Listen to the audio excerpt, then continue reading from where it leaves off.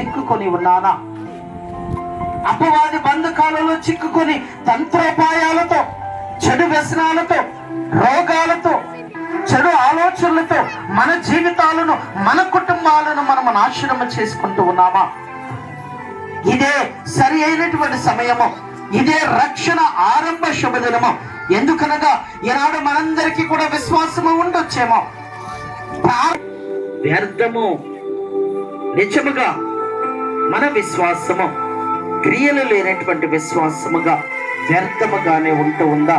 లేక విశ్వాసము మరియు మంచి పనులతో కూడినటువంటి మంచి జీవితాన్ని మనము జీవించుటకై, మార్పు చెందటానికై చక్కటి అవకాశమును దేవుడి యొక్క తపస్సు కాలముగా, ఈ యొక్క అనుగ్రహ కాలముగా, ఈ 40 రోజుల ఉపవాస దినాలను మనకు ఇస్తూ ఉన్నారు.